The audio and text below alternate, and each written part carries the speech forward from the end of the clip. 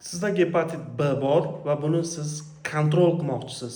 Qanday kontrol qilasiz? Faqat UZI bilanmi yoki boshqacharoqmi? Buni sizga tushuntirib beraman. Bir xillar, ya'ni ko'pchilik gepatiti bor bo'lsa, faqat UZIga tushib yurar ekan.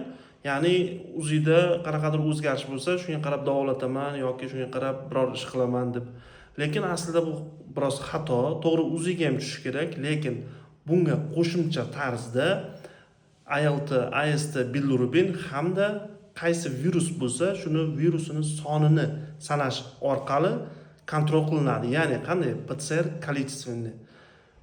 UZIga tushasiz, ALT, AST, bilirubin topshirasiz hamda gepatit B bo'ladigan bo'lsa, misol uchun, buni virus sonini sanatasiz. Ya'ni PCR количественныйga topshirasiz.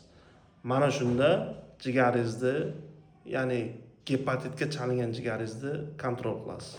Sog' bo'lasizlar.